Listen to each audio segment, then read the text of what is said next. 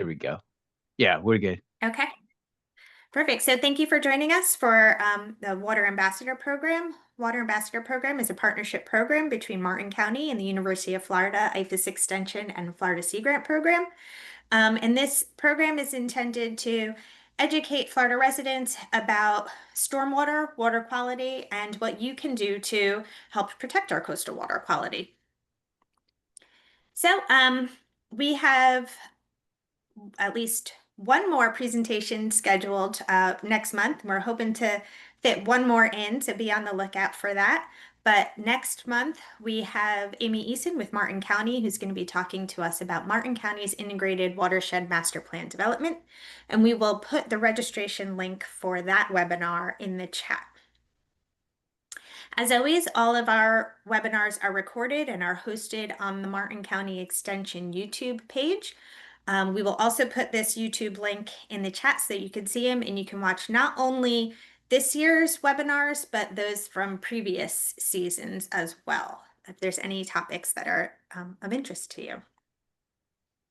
We are going to hold all questions until the end, but as something sparks your interest, we ask that you put your question into the chat box, and then once our presenter has completed their presentation, we will then go through all of the questions in the chat box. And with that, I'm pleased to introduce our presenter. Dr. Randall Parkinson is going to be talking to us today about sea level rise submergence simulations, which indicate substantial deterioration of Indian River Lagoon ecosystem services likely by 2050, which is a bit of a bummer title, but hopefully we'll get to learn all about this topic. Dr. Parkinson is a coastal geologist specializing in the effects of climate change and urbanization on the built and natural environment. He's a registered professional geologist with more than 40 years experience working along U.S. coast, Costa Rica, and the wider Caribbean. Dr. Parkinson's research interests are focused on the effects of past, present, and future sea level rise on the intercontinental shelf, barrier islands, indigenous shellworks, tidal and freshwater wetlands, oyster lagoons, and estuaries. He's especially interested in the processes of above and below ground sediment and soil accumulation that affect surface elevation, hydroperiod, and landscape evolution under conditions of accelerating sea level rise. Dr. Parkinson is also experienced in conducting vulnerability assessments of the built environment, which we are going to hear about in today's presentation, and preparing adaptation action plans for coastal areas subject to climate change stressors. So with that, I want to thank Dr. Parkinson for his willingness to present to us today, and I'm going to stop sharing my screen and turn it over to you. Thank you, Randy. Okay, well, thank you for the long introduction there. But basically what you can get out of all of that is I've spent the past 40 years working on sea level rise and the impacts it's had historically and geologically, trying to understand the past and how it worked, because I think the past is the key to the future. If we understand how our coastal environments responded in the past, that helps us formulate ideas about where we're headed, complicated by the fact that in the past there weren't humans and there are today, which compounds the analysis and the outcomes as well. So thank you very much. And I'll go ahead and start my presentation. So let's see here. Make sure we get confirmation. Just going to move this over there. So as was pointed out, we'll talk this afternoon about submergence simulations that we did looking at the effect of sea level rise on Indian River Lagoon ecosystem services. And the project, you can see here, excuse me, and a number of investigators from Florida International University and a consulting company out of Orlando called the Balmoral Group, but funded by the EPA. And this particular project has been completed, but we have another one that is coming online this fall that will do the similar types of analyses through the portions of Martin County that are not within the Indian River Lagoon watershed, as well as extending it down through Palm Beach County. So let's just kind of some background here, because the project that we did for the EPA was really about living shorelines, but and how they will respond, which I'll talk about as a means of introduction or background. But then we utilize the model to look at other things that provide ecosystem services. So as background, I say here, there's been a historical loss of natural shorelines and the ecosystem services they provide since the late early 1900s in Florida here. And what do natural shorelines provide? Well, they provide stabilization to erosion.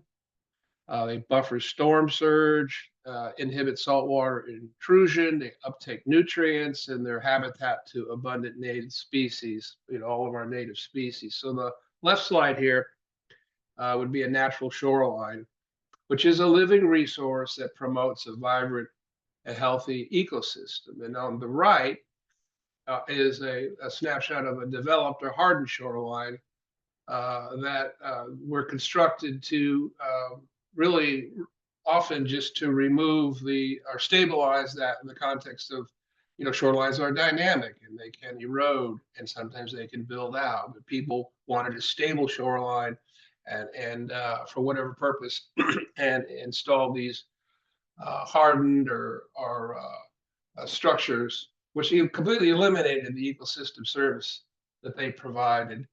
And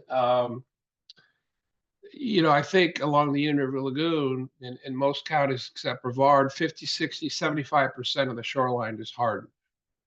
And this has had substantial impacts to the ecosystem services that the lagoon provides to the community. And that could be as simple as resident quality of life, but water quality, fish kills, and that kind of thing. And as a consequence, there's been a massive effort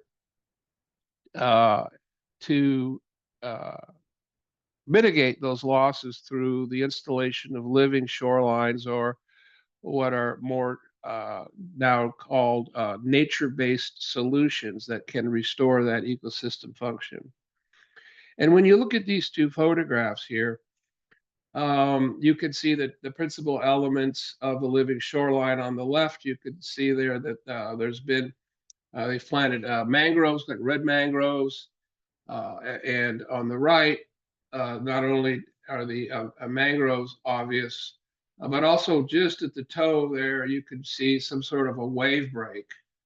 And in Florida, and as you can see up in here, they often put in oyster bags and that to intercept the waves, which gives the mangroves a chance to survive, to stabilize, grow, and survive. But they also provide a suitable substrate for recruitment of other oysters and other benthic communities and so forth throughout the food web there. So, but in both cases, you can see there's a hardened structure in front of them. And we got to be thinking about, and actually wrote this proposal, and the project was, well, what happens to all of these living shorelines that are built out in front of seawalls and that in the long run? They're certainly performing their function today, and there's a value to any living shoreline installation. But if you're looking for long-term resilience, and that maybe you should be thinking, in addition to these types, to areas where their likelihood of survival of sea level rise is increased. And this is especially relevant. This is just a screen grab from a NOAA, their restoration atlas, which you can Google online. And these are all the projects that NOAA has sponsored. Hundreds of these nature-based solution projects along the Gulf of Mexico and Georgia Bight. So it's a major endeavor. And we want to ensure, if possible, that these projects are resilient to the effects of sea level rise in some, not necessarily all cases.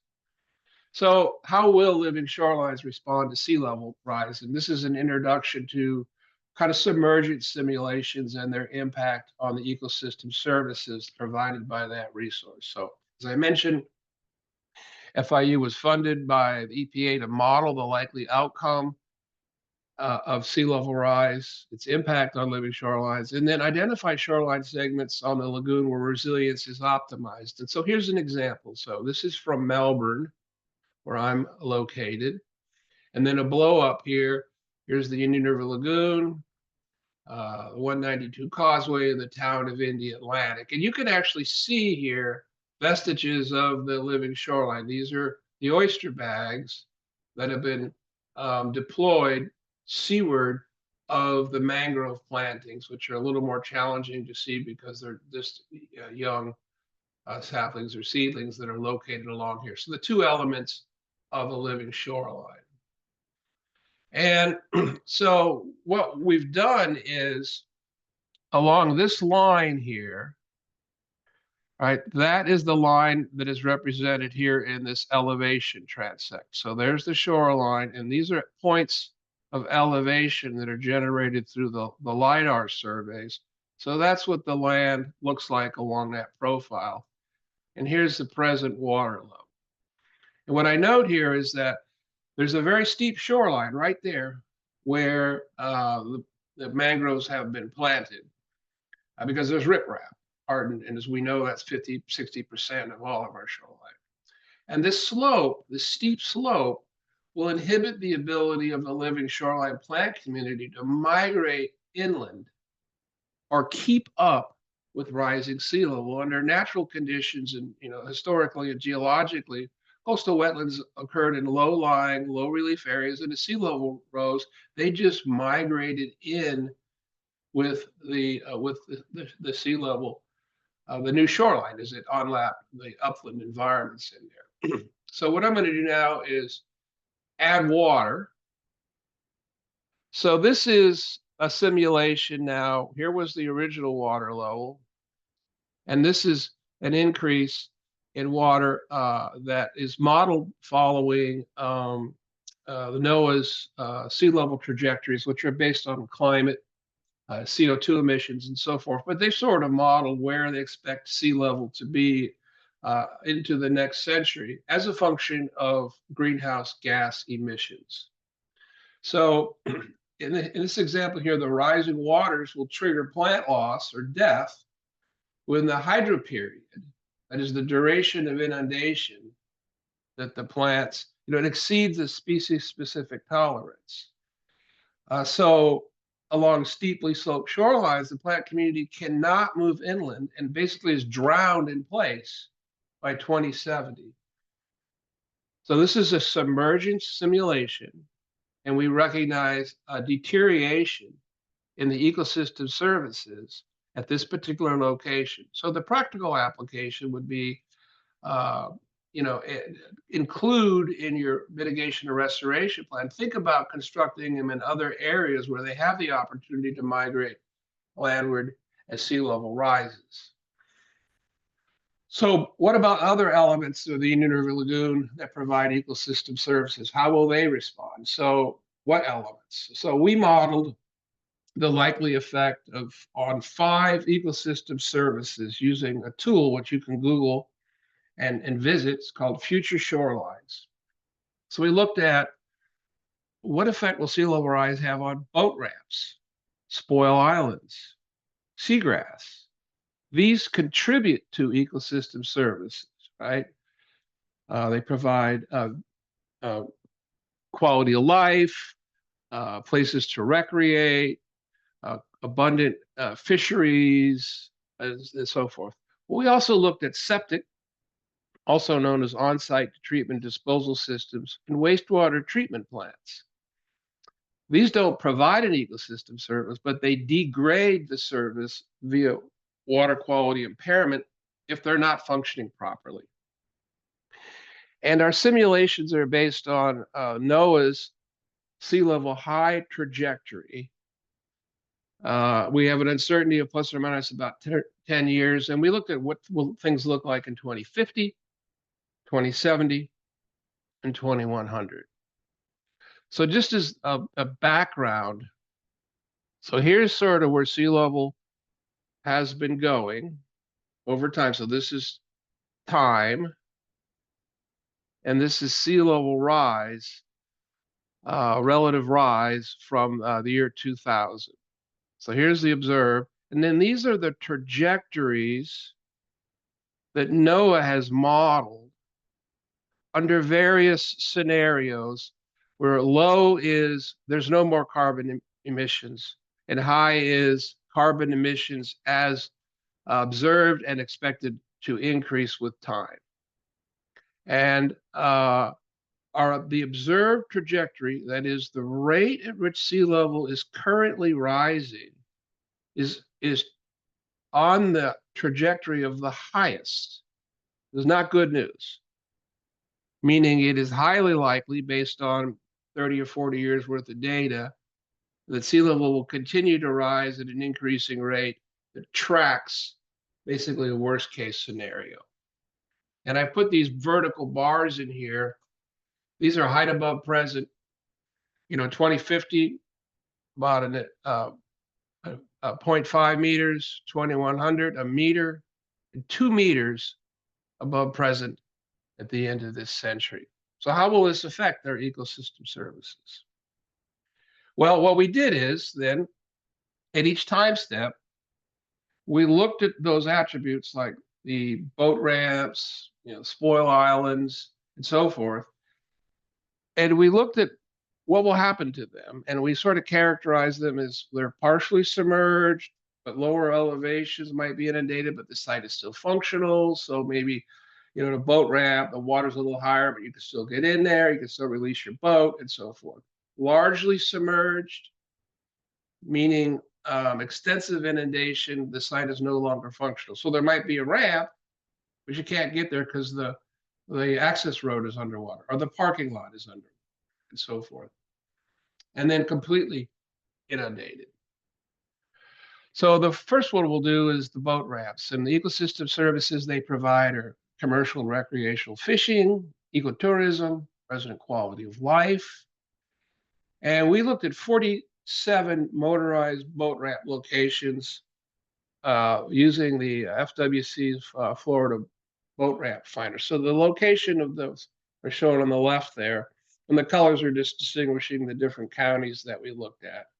So I'm going to show you, the next slide is up here in the north part of Brevard County. This is Maynard Park I guess it's Volusia. Here's present conditions. So here's the ramp, right? Parking area. In 2050, it's largely submerged. The ramp and access to it is no longer, this is no longer functional. This ramp will no longer be functional by 2050. And in 2070, it's completely underwater. So functional, largely submerged, and non-functional, and completely submerged.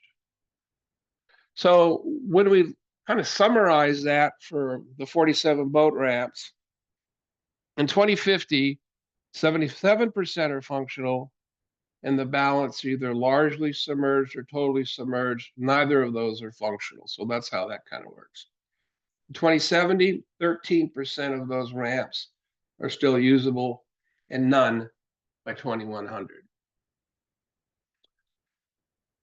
Spoil islands. So these are, curious. They were created during the construction of the intercoastal waterway, where they dredged that relatively deep channel, and then they just cast the spoil to one side or another of the intercoastal waterway. So they're not natural features, but since construction, they have emerged to be important elements of the ecosystem, not only by providing recreation, but also many of them support a native species. So there's a conservation attribute to them. And some of them are even critical habitat areas for Florida wildlife.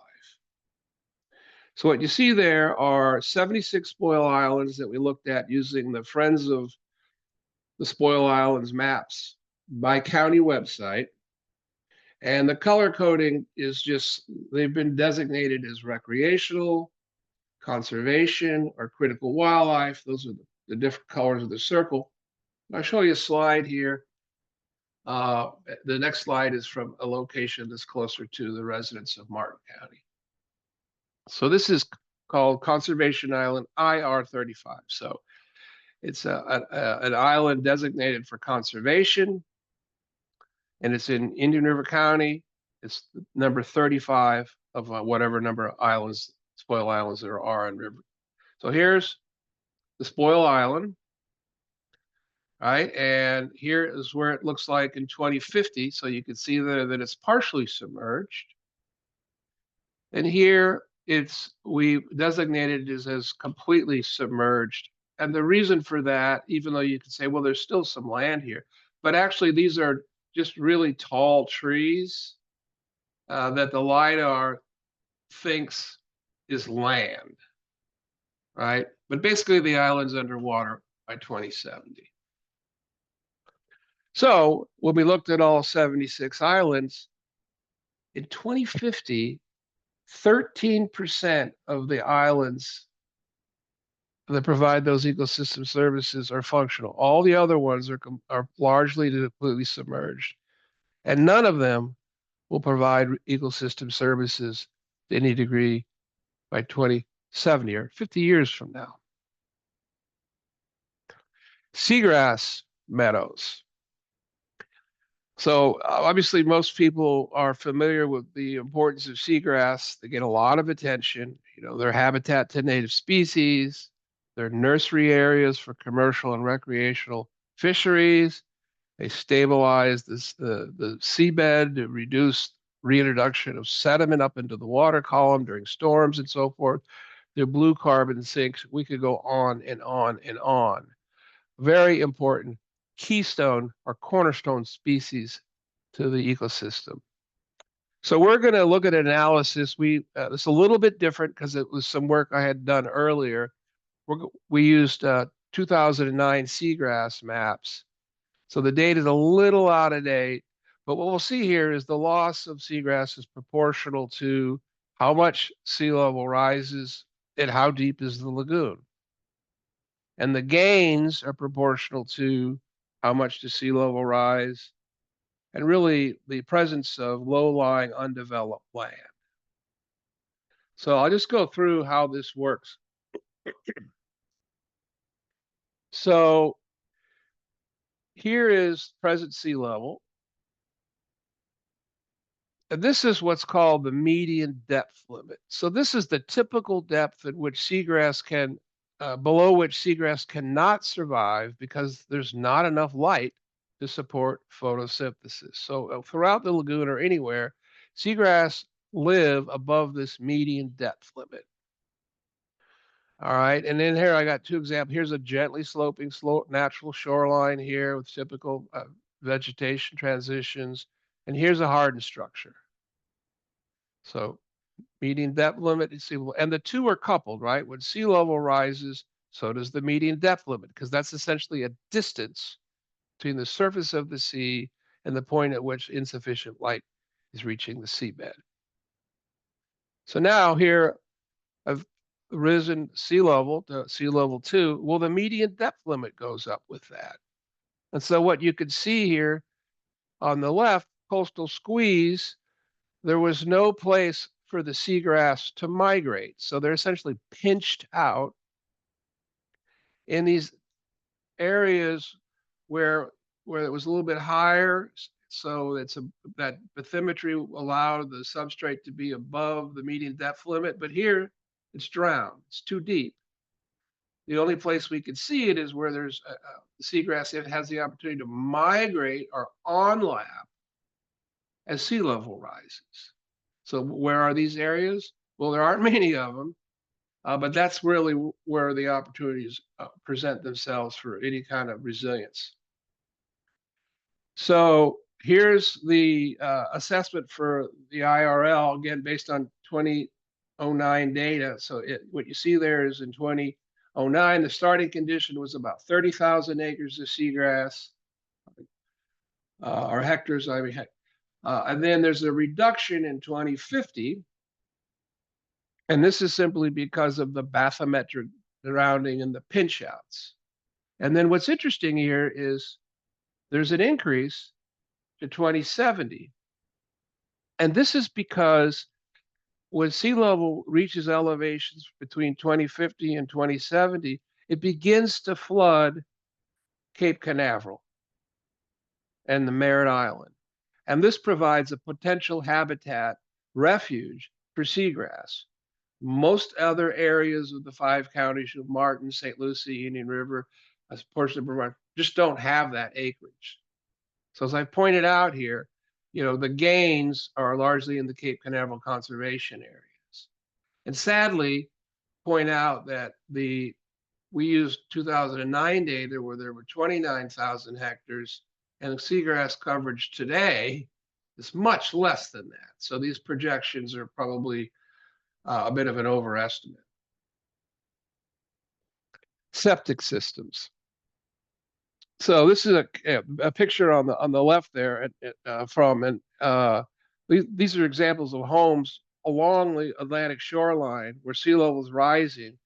And when you see all the pictures of storm damage to homes, but here the septic systems are exposed, fail, and whatever pathogens and nitrogen and phosphorus and whatever else is in there is being released, in this case, to the ocean environment.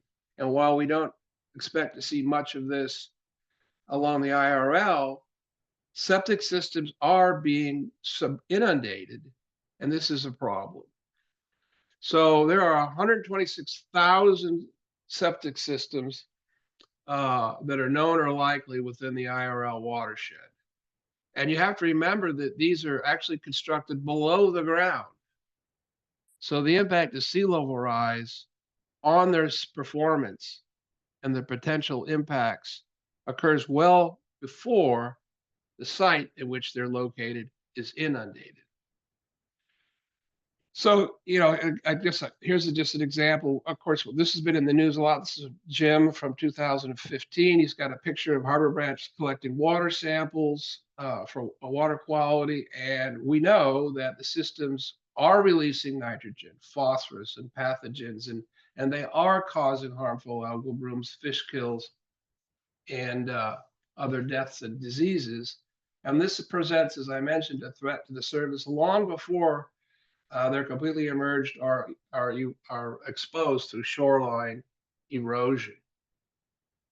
So just a quick little, since some of you may not be familiar with, why septic systems are so vulnerable. So here's just an example where we're looking, maybe this is the Barrier Islands. So you got the Atlantic, we're looking like north up Hutchinson Island or something like that here. So you got the Atlantic Ocean to your right and the lagoon to your left. So your wastewater goes into a tank where the particulates, the solids are sort of sorted, and of course you're supposed to service these and pump these out as frequently as is the design specify. A lot of people historically did not do that. That's a problem in of itself. But nonetheless, then the effluent is released to a leach or drain field, where through physical, chemical, and biological processes, the wastewater is purified such that by the time it reaches the groundwater table, it's no longer a threat. And we just have to be mindful that along coasts, the coast groundwater is floating on seawater. So, if you drilled a hole on Hutchinson Island and you went down to through the ground, first you'd hit fresh water, and below that you'd hit salt water, the same water that's to your left and to your right. So that groundwater is floating. And the same thing along the mainland, in Stewart Net along the coast, there's salt water that intrudes beneath the mainland shoreline for a while, and groundwater on top of that. So, and I just point out in a lot of cases, especially historical homes, people aren't even necessarily sure where the old septics, where are their elevations. So we don't know a lot about that. So we sort of modeled when sea level flooded the entire area, but clearly the impact to the leach field in that will occur well before that. So we're just going to kind of simulate that. So here I've raised sea level, and what you can see is the groundwater now is intercepted that the leach field. So the drain field is suboptimal, and so partially treated wastewater will surely interact with the groundwater table, which flows, and that those toxins and so forth will either move directly into the water bodies or down into the salt water, which is moving itself through the ups and downs of the tide. So everything's in flux and pumping, and so you get an impact to your septic systems well before they're entirely submerged. And then we move it up a little further, the complete failure before the land itself is flooded. And now you have untreated wastewater reduced to the groundwater waste well. So this has potential substantial effects. So just going to give you an example, picked one down in the area that you all should be familiar with. And we just assigned failure when 5% of a parcel or a property was submerged. And again, we didn't consider the effect of the rise in groundwater table. So again, this is sort of a best case scenario. So Port Salerno. And in this example, I had Levante model this for this particular presentation. Curiously, he picked an area that's relatively high in topography, as I'll show you. So what does that mean? Well, it means the effects are not as great as in the low-lying areas, and I'll show you that in a second. So the different color bars these are parcels, and then the Department of Health classified those as known septic, likely, or somewhat likely. Again, because an inventory is a challenge, right? There are 126,000 septic tanks. You know, you're not going to go visit every single one. So we have to make some estimates. So here is a rise of 0.5 meter, 2050, 1.5 meters, and 2 meters. And you know, at first glance, obviously they don't see. You can see a few of them up in here. But where is their impact? Well, really, the most obvious area is in this part of the St. Lucie in here, right, where you can see that when there was land, that it's inundated, and the septic that are associated with those properties would have been inundated as well. But the example there's not, you know, is not as great as some other areas because the land is relatively high. So on the right, there's the LiDAR. So the white is the highest. I'm guessing that's 10 or 15 feet. The yellow is about 5 or 6, 7, and the green is less than that. So what you can see is the low-lying areas flood first. And if there's septic in that area, those fail first. So just in that image that I showed you there, I guess there's about 4,500 septic in that area. 3% are flooded by 2050, 9%, and then 26% in that area that I showed you. But here's all the data for the 5-county area. So 7%, 12%, and 22%. And there's always a big jump because sea level rise doesn't really kick in and begin to accelerate until about 2050. So just because we don't see a lot of effects of sea level rise today doesn't mean this is not a risk, because it's going to accelerate. Wastewater treatment plants. So we did an online search. We found 11 of them within the study domain, Indian River watershed. And what will they look like? And here's an example here in the Cocoa Beach area. So this is, oh darn, I can't remember the name of the treatment center, but here's the treatment facility. All right.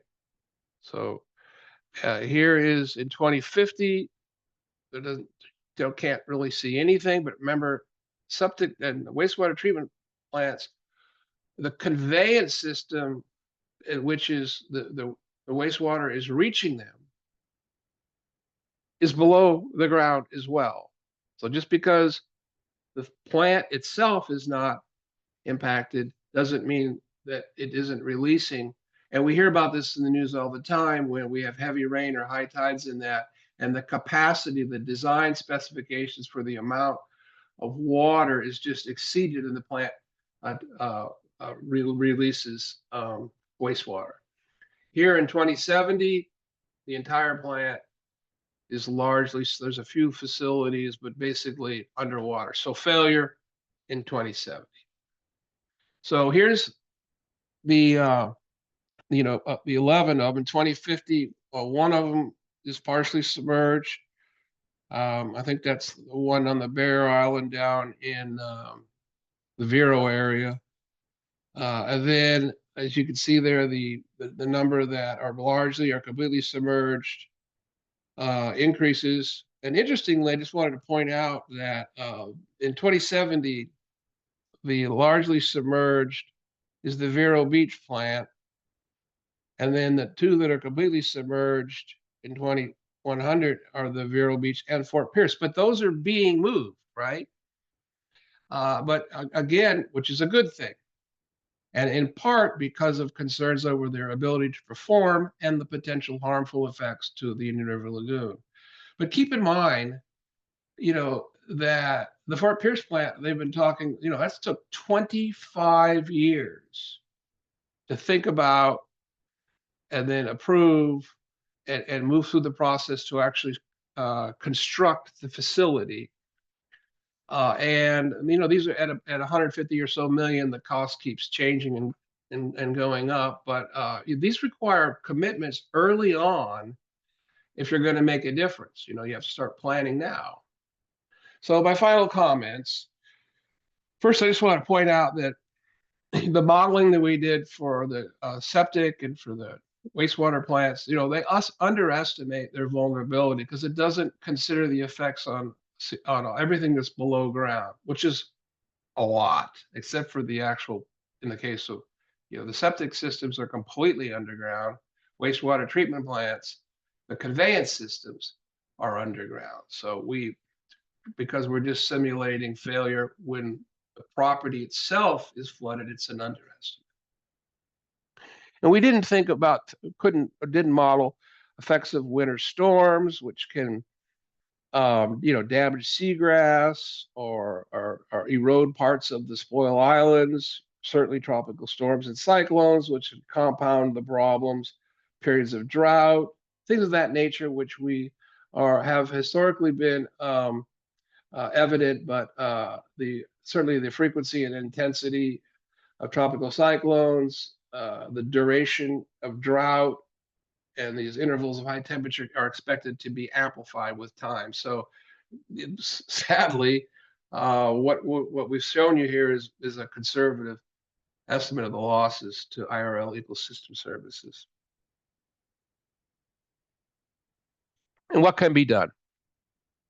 Well, at this point, I am reminded that I often am referred to as Dr. Doom. As Lisa had pointed out earlier, we've got some challenges ahead of us here. And we need to be doing a lot more. We need to be doing it faster and a much larger scale, which is easy to say. But, this takes a commitment and money, right? So this is a huge challenge facing residents of the east and central Florida coast here. We have to keep doing what we've been doing to improve water quality and clarity. We need to get a handle on the wastewater and stormwater discharges into the lagoon, and the counties are working on that with their septic to sewer systems, moving wastewater treatment plants, and the South Florida Water or St. John's Water Management District are replumbing their canal systems and putting in stormwater retention detention. So there's a huge effort with the goal of improving water quality and clarity, which will help our foundational species, mainly seagrass, recover and persist to provide the ecosystem services that they do. I also think, one of the things we realize is if we have natural lands adjacent to the Indian River Lagoon, we need to be thinking about creating a buffer, preserving those lands, and not only the lands that are currently adjacent, but also in the interior to create corridors. And you've probably heard about the Central Florida corridor. People are thinking about this, but we need to restore and protect our wetlands and natural areas that are proximal to the shoreline, so the wetlands and the seagrass behind them have a place to go. And finally, public education and outreach, which is a major goal for the Sea Grant, and why I've been invited to give this presentation. I think I'm sure Vincent and Lisa would agree with this. Citizen science, participation in local restoration, is very, very important, because we sustain a committed community, which drives these other things that need to be accomplished. So this is the website. If you just Google future shorelines, you can play around with it. It was designed to be with a really simple user interface for practitioners. So it's not something you get on and can't figure out. You just push and click here and there and you will. So if you wanted to play around with that, I think you would find that interesting. And with that, that sort of concludes my presentation. I just want to acknowledge the EPA, FIU, Florida Sea Grant for their interest and support, and of course all of you that are in attendance this afternoon for your interest. Fantastic. Thank you, Randy. And your presentation generated a lot of comments and questions. So as we go through those, I'm going to quickly launch our evaluation poll. This is for Vincent and I. And the first question comes from Michael. And he asked, this is sort of in the beginning of your presentation when you look at sea level rise projections. His question is, why was an exponential trajectory line used versus a linear regression trajectory line in the 30 years of historical data used to determine sea level rise elevation for the future? So the historical rise was not modeled, that was observed. And the rate of sea level rise from, let's say, the early part of the 19th or 20th century, let's say that we have tide gauges in Pensacola and Key West that go back to the 20s. If you look at that rate, it was 1 millimeter or 2 millimeters, maybe 3, towards the until about the latter part of the 20th century. And then the tide gauges show an acceleration from an average of about 3 millimeters to about 6. And the average rate of acceleration, the rate of sea level rise this century, is about 9. So that exponential rise, it is an observed. And the trajectory that I laid out on top of the NOAA is simply taking that rate of acceleration and sort of extending it into the near term, the next 20 years. So the acceleration is based on observation. And the problem historically was, until people were making linear projections. Well, here's what we see today. Here's what it'll look like tomorrow. But it's not a linear increase. It is the observations are a exponential increase, and that's why that was presented. And the models that NOAA uses emulate that and project that out. The past is the key to the future. So their models show that, and also the early part of the warming of our climate, the sea level rise was a consequence of thermal expansion. So as the air warmed, seawater expanded because warmer water is occupies a greater volume than cooler water. So just the rise in temperature caused sea level to rise a bit.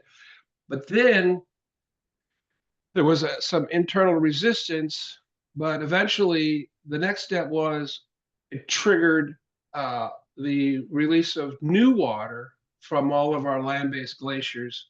So now you have both thermal expansion and juvenile water or glacial water being introduced. And that's another reason that there's an acceleration. Okay, thank you. The next question has to do about your seagrass projections. And this is a long one, so if you want to follow along with me while I read it, it says, Chip asks, I don't understand why the same analysis done to estimate seagrass area in 2050 and 2070 could not be done to estimate the amount of seagrass habitat in 2100. Can you explain? And then it goes on to quote your paper about the continued decline in 2100. So the reason this is because when we did our analysis in 2009, we actually were modeling seagrass in I think it was 2050 and 2100 based on what was the sea level rise projections were at the time. We come back and look at that 15 years later, and what we used as the elevation of sea level in 2100 during the original analysis is now what we expect in 2070, because it's just rising faster and faster. So in 2005, 2009, we figured sea level will be here in 2100. Well, as the global climate change and warming continued, that elevation is going to be achieved 20, 30 years earlier. So that data was just, even though in the original we were modeling 2100, that's driven by an elevation that we anticipated in 2100 based on what was known at the time. That elevation will now be achieved at 2070. So that's why it ends at 2070. And we just don't have the data. We didn't use it at the time. We didn't go back and redo it. But we can anticipate, as I mentioned, substantial impact on what's left in 2070. And this is why, the assumptions that we made, as I mentioned, is that the median depth limit just rises with sea level, but the median depth limit we measure today and all that is impacted by water quality. So we get the water quality cleaned up, we can get the clarity of the water, then that median depth limit has a potential to go deeper. So the impact of sea level rise is less. So this is strong evidence in support of advocating for cleaner, clear water. Thank you.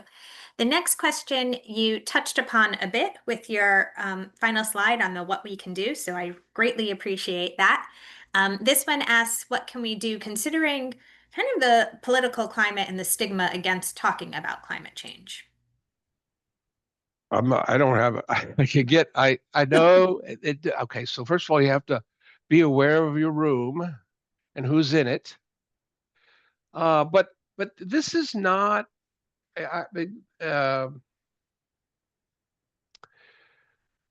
we have to talk about it. And I think the stigma, well, is the uncertainty. There was a big argument. We don't know. Well, we do know now, but we're still cleaning up the mess. So being informed and talking about it in an informed manner is the best thing you can do. Is you have those have those conversations and be informed. Well, I happen to know that is not true. And one-on-one conversations, assuming that the person you're talking to is open-minded, but talking about and advocating it is really important, regardless of the political context. Because the worst thing that can happen is we give up and don't talk about it. Right? Then all is lost. And another thing is, you don't have to use terms like, for example, the state of Florida now accepts rising water, or they might call that increased flooding and inundation. Won't use the term climate change or sea level rise, but that's okay. All right, fine. Right. So, discussions about, well, we know the water's rising, right? And therefore we need to be thinking about what impacts that's going to have. So, the trigger words like global warming or climate change don't have to be used in a discussion about the obvious, and the tide gauge is showing the waters are rising, people are flooding. The king tides when I lived in Miami in the early 80s. I don't ever remember Miami Beach being inundated by king tides.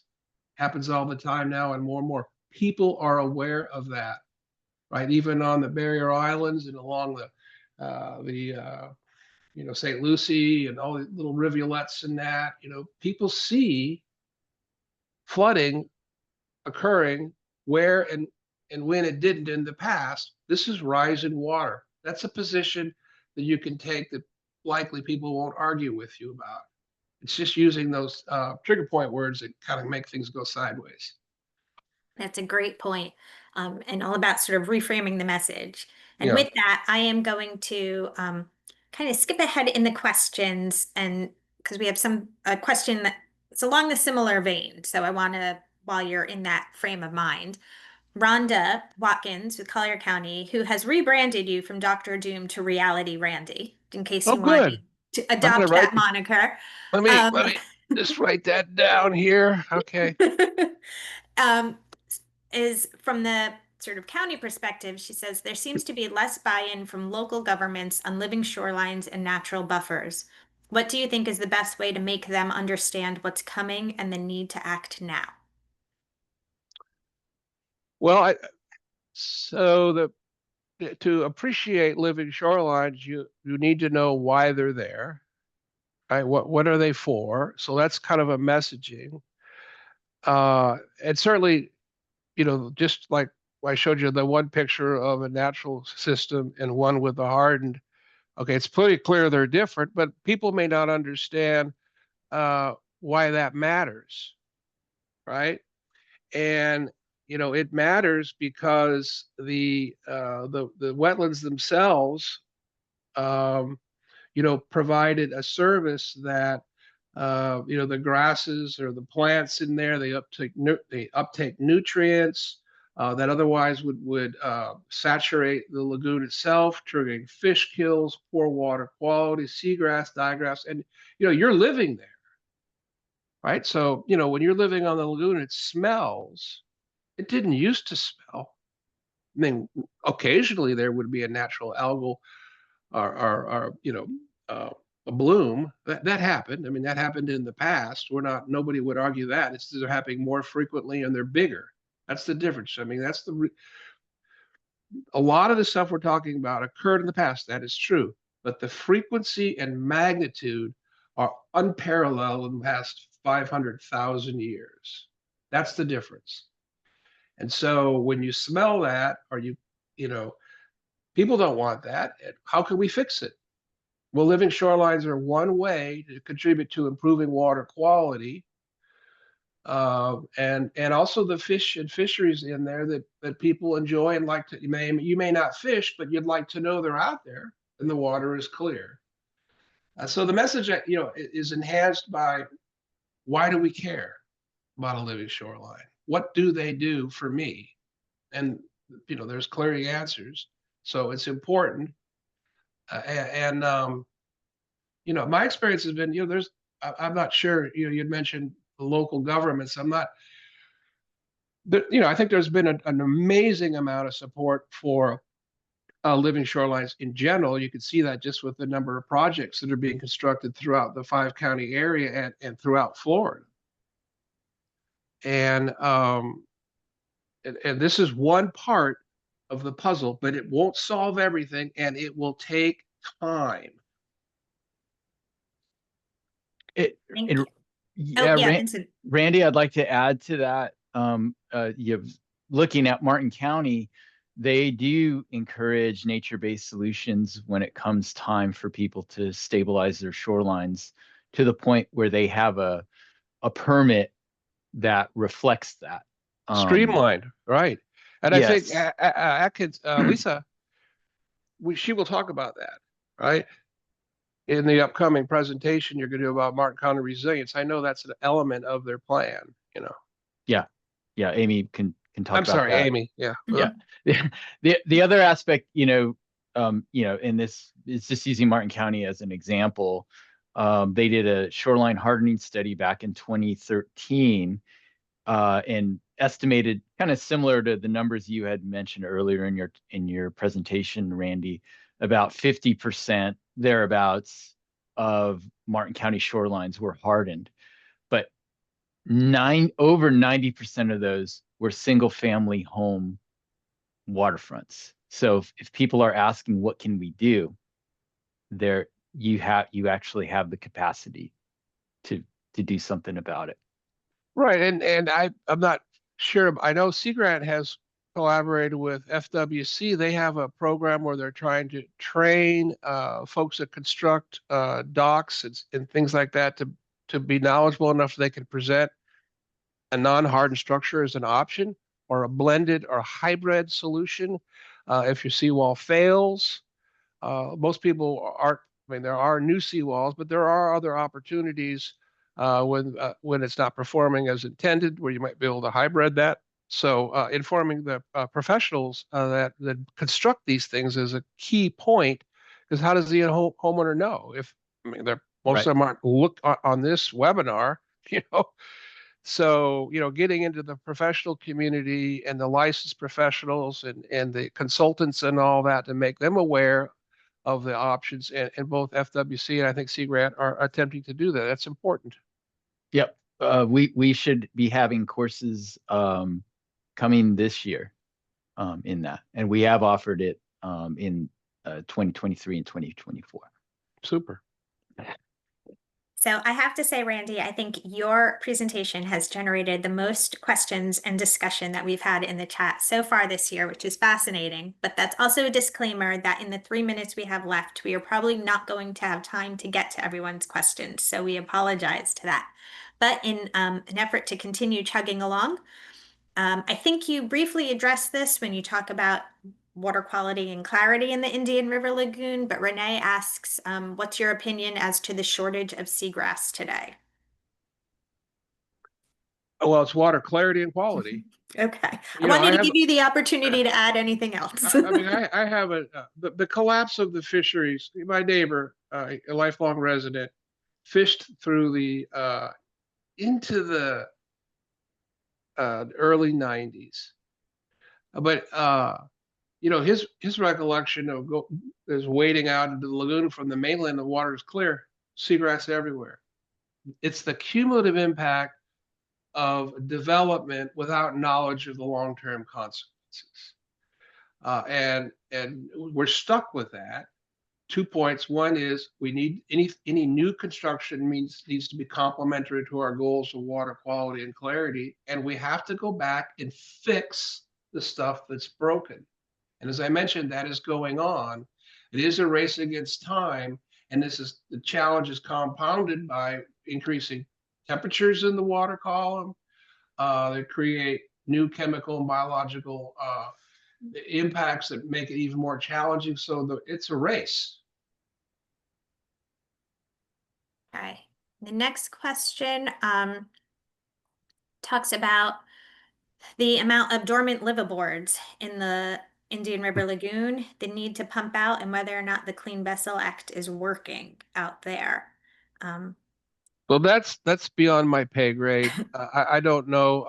I know that just like with anything, it wasn't a problem when everybody threw a broken leather moccasin into the ocean because there were 8 people wearing something that was biodegradable. Now there's, you know, 80 billion people, and their moccasins are made out of plastic. I mean, things change over time. What was acceptable and tolerable may not be, because there's just more of it, and it's just not leather, right? And I Or will wood. say that during this Water Ambassador webinar series, we did host the State Clean Vessel Act coordinator, and she did a needs assessment for the Indian River Lagoon, and what she found was that the number of pump outs systems available in the Indian River Lagoon did not meet the number of boats. So there is a gap in terms of that need. So, Well, again, we may not get it perfect the first time, since this is the first time we're trying to at a scale, but anything's better than nothing. Learn from your mistakes, do it better and bigger the next time. okay. Well, with that, it is 1 o'clock. I want to thank you all so much for your questions and your engagement and your participation. Um, And Lisa, I'll thank, just say that if you yeah, have a record of the questions and there's, I'm happy to look at a few of those and provide an answer that you could, I don't know what you can do with it, but yeah, we but have through registration, we have everyone's email address that they registered, so we can actually link the questions back to their email and we can reply back to that. So thank you for offering to do that, Randy. We appreciate it. And thank you for your willingness to present to this group and sparking some really fantastic conversation. my pleasure. Thanks for the invitation. Thanks a lot, Randy. Okay, man. All right. Thank you, everyone, and we hope to see you in September.